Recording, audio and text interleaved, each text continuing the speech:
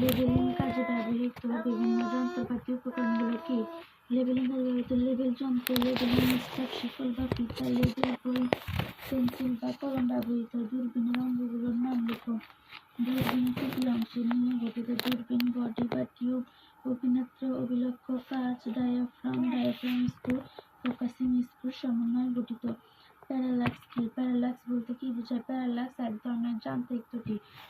Label যন্ত্রে দেখা দিলে সঠিকভাবে পাঠ পাওয়া যায় না। লেবেল যন্ত্রের প্যারালাক্স কিভাবে বোঝা যায়? লেবেল যন্ত্রের অভিনেত্র দর্শকের চক্ষু উপর নিচ করলে যদি স্টাফ পার্ট কম বেশি হয় তখনই বোঝা যায় যে যন্ত্রের প্যারালাক্স দেখা দিয়েছে। লেবেল যন্ত্রের প্যারালাক্স কিভাবে দূর করা যায়? অভিনেত্র ও ফোকাসিং স্ক্রু ঘুরিয়ে সঠিকভাবে ফোকাস করে প্যারালাক্স ত্রুটি দূর করা যায়। যন্ত্রের উচ্চতা কি? যথার্থভাবে সমন্বিত লেবেল যন্ত্রের কলিমেশন রেখার হ্রাসকৃত তলই আরএল যন্ত্রের উচ্চতা।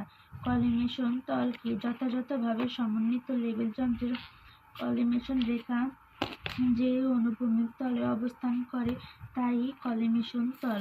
টিল্টিং লেবেলের বিশেষ বৈশিষ্ট্য কি? টিল্টিং লেবেলের বিশেষ বৈশিষ্ট্য হলো উল্লম্ব অক্ষ ও কলিমেশন রেখা